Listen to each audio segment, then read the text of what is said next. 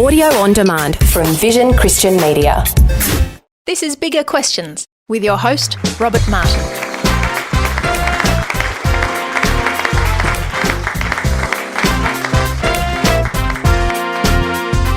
Welcome to Bigger Questions, recorded live in Melbourne's CBD. Today's big question is it logical to believe in God? My guest today is Professor Greg Restall. Greg is Professor of Philosophy at the University of Melbourne, where he teaches philosophy and logic. He has published over 80 articles and is the author of 3 books and blogs at consequently.org. And he joins me now. Please welcome Greg Restall.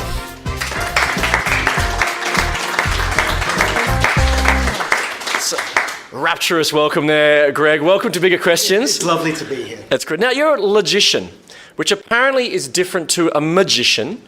Can you explain the difference? Yeah, actually, when you think about logicians and magicians, you might think that there's a lot of similarity between them. They both use long, complex words. I mean, there's not much of a difference between abracadabra and modus ponens. They've been around for, a couple of thousand years at least, but only one of them gets you a gigs at children's birthday parties. Right. Okay. You don't get many invitations. Okay. Right. Now, to kick off Bigger Questions, we like to ask a couple of smaller questions. We do try to have a bit of fun on the show. Today, we're talking with Greg Restall about if it is logical to believe in God. So, Greg, our smaller questions to you today are, how well can you do logic problems? Now, do you feel qualified at all? I've got a PhD in logic, so I should. I'll tell you now, I'm a slow thinker, so if I get these right, I'll be happy. Okay, so if you fail this test, will you lose your Professor of Logic? Not if you're all good at keeping a secret. Okay. Now, there are 2 logic problems that you need to solve. Okay. The first involves me making 4 statements. Which of these 4 statements is true? A, the number of false statements here is 1. B, the number of false statements here is 2. C, the number of false statements here is 3. Or D, the number of false statements here is 4. Which of those 4 statements is true? This is where I wish I had a blackboard or a whiteboard to write them on. We don't. So we don't. Okay, I'm going to need to do that. The number of false statements here is 1. If that can't be right, because if that was right, then the other 3 would be false, right? Correct. The number of false statements here is 2. If that is right, then then 3 of them are wrong. Correct. The number of false statements here is 3. If that is right, then the other 3 are wrong. I'm going to stop there and lock in 3. Or B, or C, the third one. Right. Correct. Is that and correct? The answer is C. Oh, phew. Yes, exactly as you have defined. Well, okay, I could be getting a 50%. I'm feeling pretty warm here. Okay. We've got a pretty hot logician here. We'll see how we go. Okay, the second one is, a milkman has 2 empty jugs, a 3-litre jug and a 5-litre jug. Oh, there's numbers here. This is not good. This is not good. How can he measure exactly 1 litre without wasting any milk? A 3-litre jug, and this is not a logic problem. This is a mathematics. It was on a website that had logic problems. This is a mathematics problem. It's got numbers in it. I don't like numbers. 3 and 5. I'm tempted to say you get a 1-litre bottle of milk from the. Use that. So with a 3-litre jug and a 5-litre jug, we want to measure 1 litre without wasting any milk. So look, let's try filling up the 3-litre jug, pouring it in the 5-litre. No. Yes. Yeah, pouring it in the 5-litre jug. I can see where this goes now. This is good. At least the numbers are small. So fill up the 3-litre jug, pour it in the 5-litre jug, then fill up the 3-litre jug again and pour it into the 5-litre jug very carefully. I'm not good at this because I'm spilling things because I'm really bad at this. But at the moment at which the 5-litre jug is full, stop pouring and then you'll have 1 litre left in the 3-litre jug. How does that sound? That sounds correct. Big round of applause. Wow. This is way more practical than the problems I usually do. All right, okay, we'll get to that in a second. But Greg, you got 2 out of 2 of our smaller questions right. You have been confirmed as a Professor of Logic. Please give Greg a big round of applause. Thank you very much. Thank you. So Greg, is teaching logic just giving your classes difficult logic No, problems? as you can see, this stressed me out a great deal, and I wouldn't want to cause that much stress to my students. No, I do mainly teach logic at the University of Melbourne, and there it's kind of a mix between some things that do look fairly technical and mathematical, like proving things and truth tables and symbols and all of that sort of stuff. But because I teach it in a philosophy department too, some of what we do is sort of stepping back and looking at the assumptions behind those things, or looking at the connections between those technical things and how concepts work, or how we can reason and that sort of thing. Mm-hmm. So it tends to be both some sort of technical problem-solving things and then more reflective, trying to understand things from philosophical positions. Okay, so what happens when you say that you're a philosopher at a party? Most people's eyes kind of glaze over, or they might say, oh, who's your favourite philosopher? Or they might say, oh, let me tell you about my philosophy. I'm not sure which of those answers strike more dread in my heart when I hear it. I should have a good answer to the question who your favourite philosopher is, but usually the kind of people that I will say will be people that people haven't heard of. Okay. So that's the kind of thing. So who is your favourite philosopher? Yeah, that's a really good... At the moment, I'm on a bit of a Wittgenstein kick. I've heard of him. Yeah. Ludwig Wittgenstein. I can't spell his name, but it starts with a W, ends in a Stein. All right, okay. Yeah. In 2011, famed physicist Stephen Hawking declared, philosophy is dead. So is philosophy important in everyday life at all? Yeah, it is. I'm paid to teach philosophy, so of course I'm going to answer that question in the positive sort of way. Of course, philosophy is really important in everyday life, because one way of thinking about what philosophy is understanding how things work, how our ideas fit together, and one way of thinking about philosophy is it's doing to ideas or concepts or reasons what physicists do to our physical world. They sort of zoom in and look at the most fundamental principles of things. I think anybody who is interested in answering questions, giving reasons for things, or understanding the world has a philosophical position or has a philosophy. They've got a way that their ideas hang together. The philosophers are the ones that kind of slow down and look at those things much more carefully and professionally. At least that's what professional philosophers do. And insofar as we're people that have got try and understand our world and give reasons for things and argue with each other. We're all doing philosophy. It's just that some of us do it professionally and are lucky enough to get paid for it. Yeah, so I think it's really important. And Stephen Hawking, although he's great as a physicist, I wouldn't use him as a guide to understand whether philosophy has a place in the world. Yeah. Well, in fact, Blaise Pascal once said, to ridicule philosophy is really to philosophize. That's exactly right. And so that's an interesting response. Now, your interest in philosophy actually began as a religious quest. Yeah. So can you tell us what happened? Maybe tell us some of your story. Yeah, for me, I grew up in Brisbane and grew up in nominally Christian family at first, but my mum started attending a reasonably conservative Baptist church when I was at school, and I became a believer during that time. This was the kind of church where at church services on Sunday afternoons there'd be, chorus singing and altar calls and opportunities for people to give their heart to Jesus, and I think I became a Christian 10, 20 times during that period as prayers were prayed, and I gave my heart to Jesus as an enthusiastic young person. Then I was the first person in my family to go to university as a university student in the 80s. And there I was a bright young thing. I was doing mathematics and science and doing a Bachelor of Science at that time. And at that time, my sort of intellectual world was beginning to open out.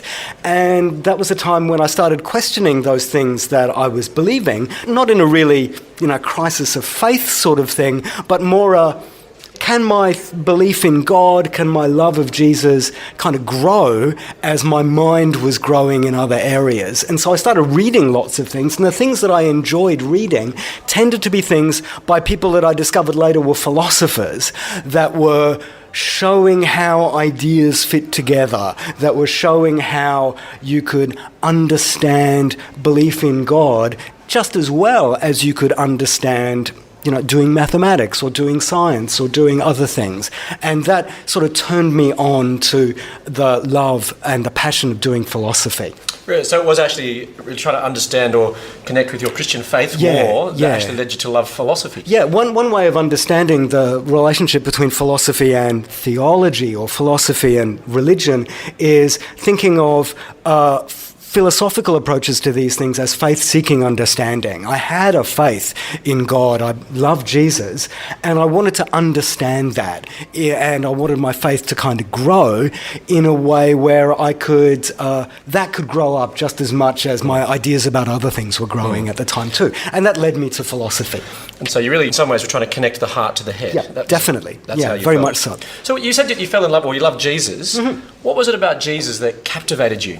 The things that sort of kept with me and stayed with me and have stayed with me from that time to now is both what he said and who he was, or what he says and who he is. There's something very captivating in Jesus' teaching about God and the images and parables and explanations about what it was to love God and love your neighbour that you find in the Gospels.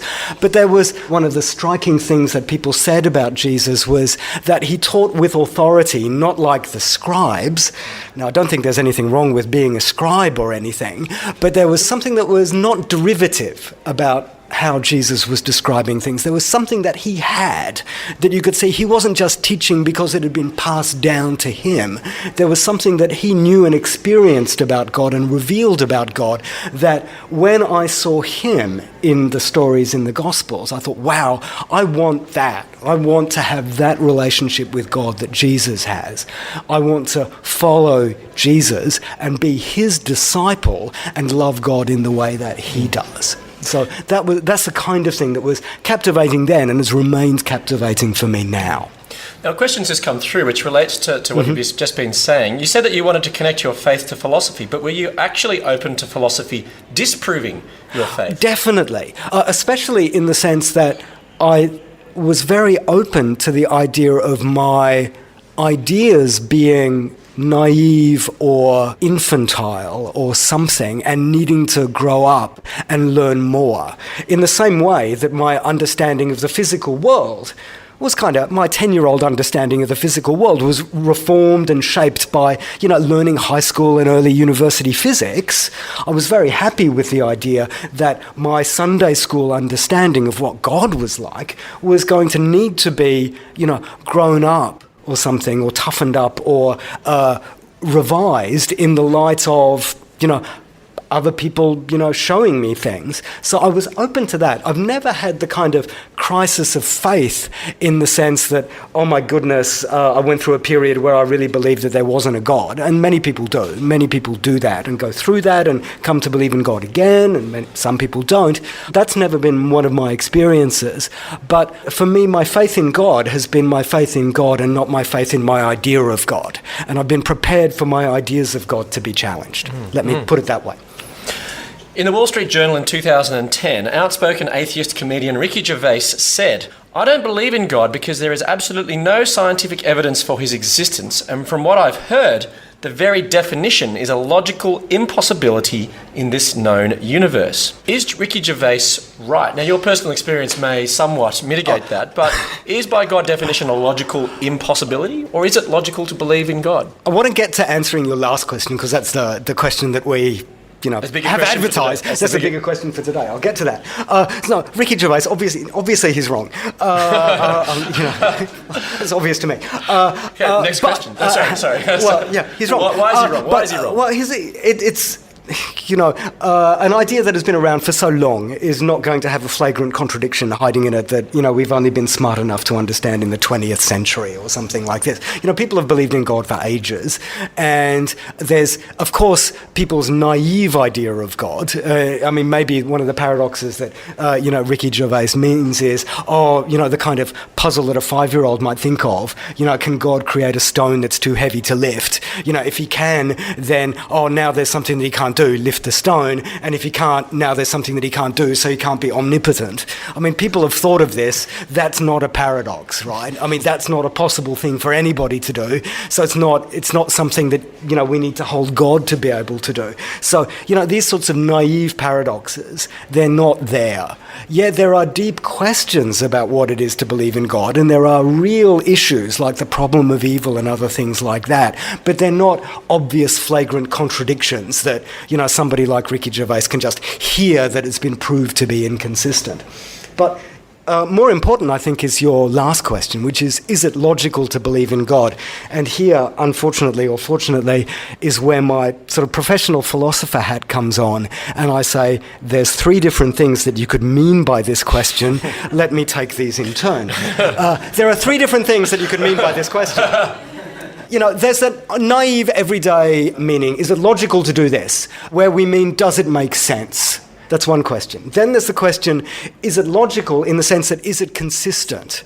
And that's the thing that I partly talked about there, which is, is there a contradiction hiding in the idea? And then there's is there a conceptual or a philosophical reason for? Can this be proved or demonstrated? And I think those 3 things are connected, but they're separate.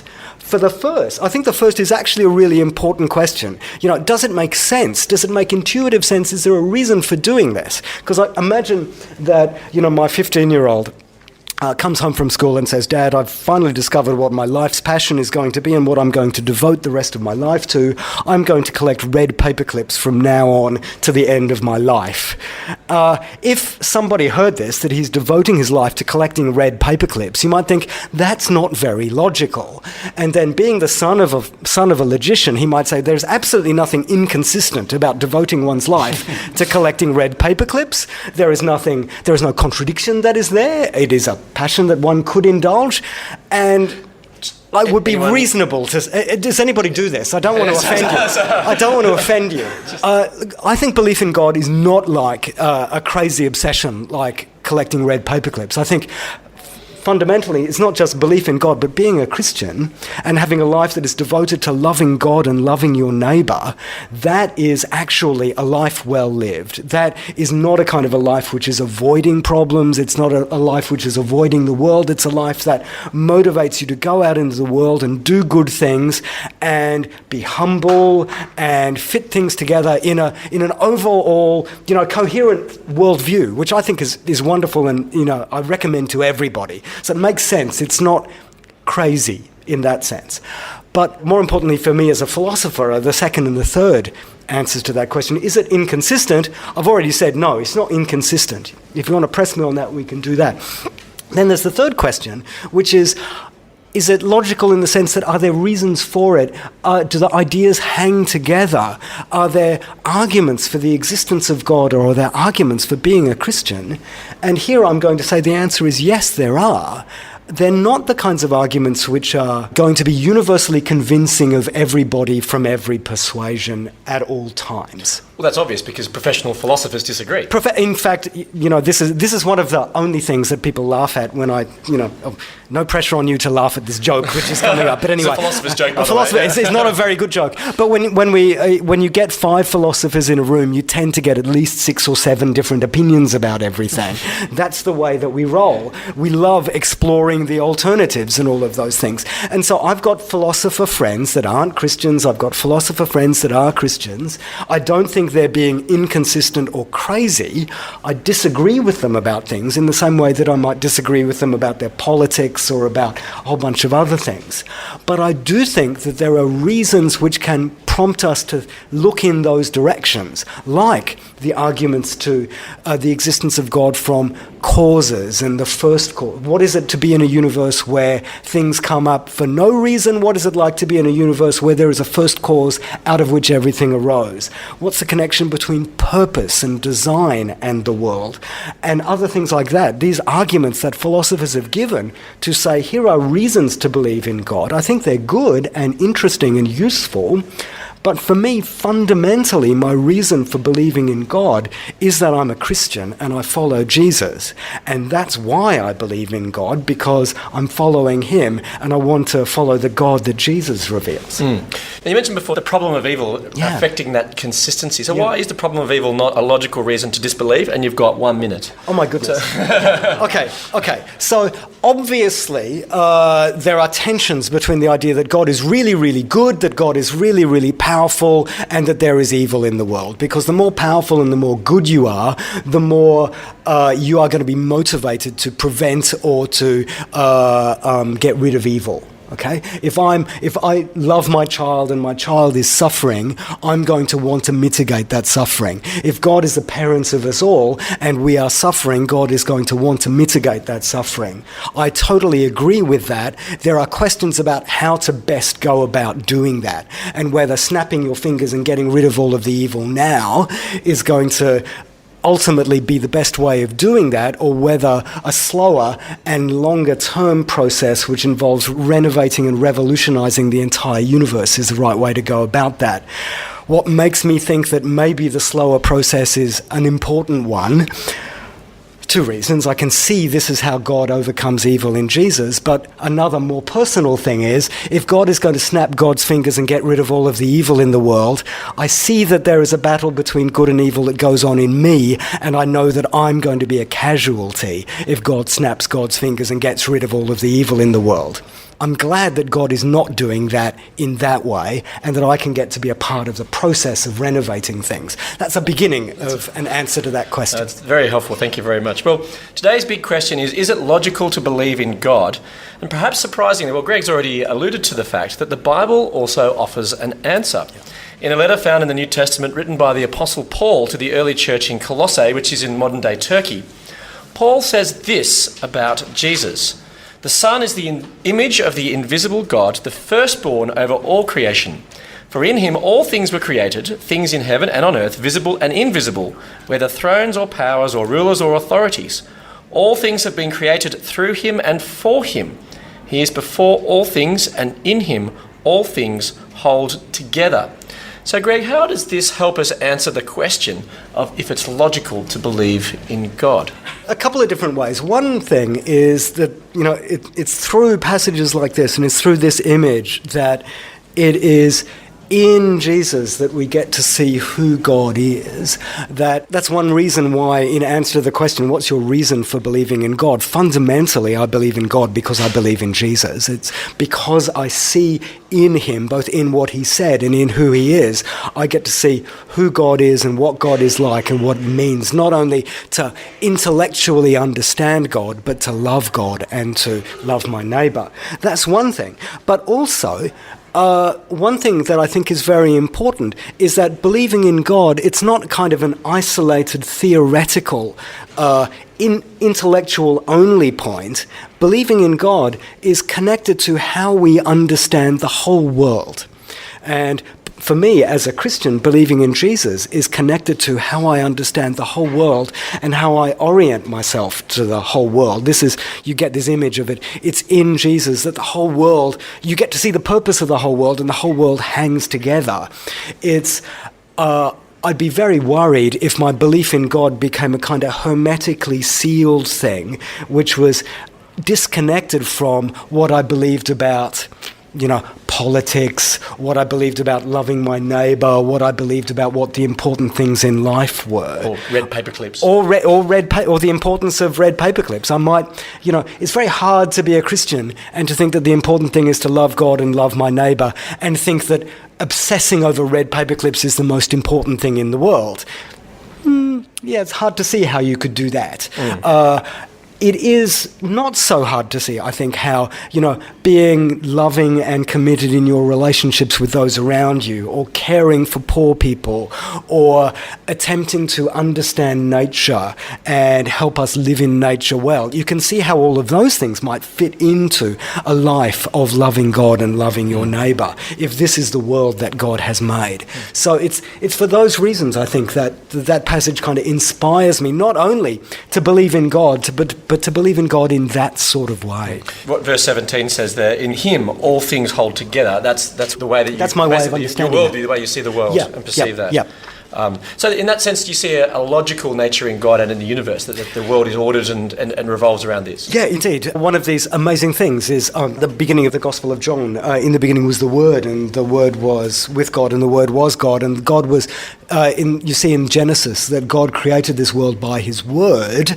There you get this kind of amazing thought. I mean, the word for word there is logos, that's the root of logic. There is something amazing about being in this world which is sort of rationally ordered and structured and communicative, that we can respond to nature, we can respond to this as God's creation, and that we're not in a world where this kind of order and structure and understandability and intelligibility is kind of foreign, or is just something that we impose onto it ourselves. It's something that we can also discover into it and be a part of. I think that's amazingly encouraging and humbling to see that we're in a world like that. So is it significant then that you as a professional philosopher are more convinced of the logic of God through the person and work of Jesus than of philosophical arguments? I think one way of responding to that question is to understand what's the right way of holding sort of reasoning and logical arguments. One thing that's always challenging to me is that, in Jesus' teaching, he says, what's the most important thing? It's to love God and love my neighbour. That's what, God has designed the universe for, according to Jesus. Thinking and reasoning is kind of a part of that, but that's not the most important thing.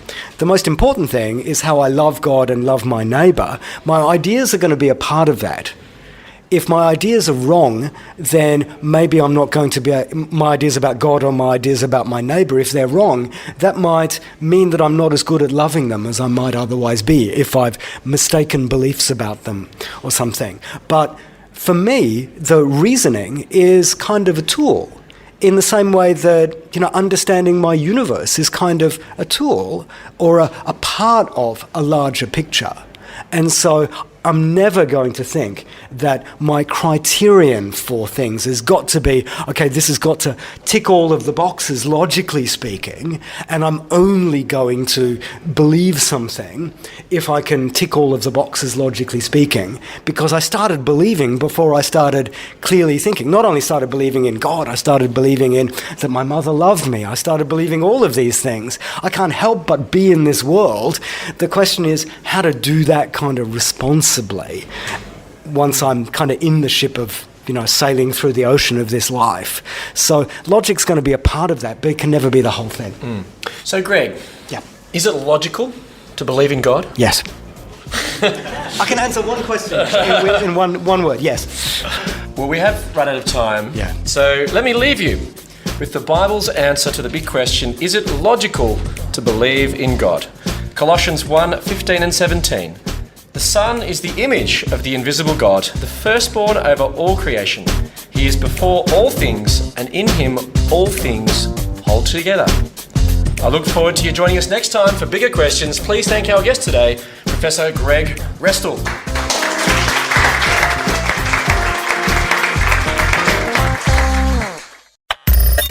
Thanks for taking time to listen to this audio on demand from Vision Christian Media.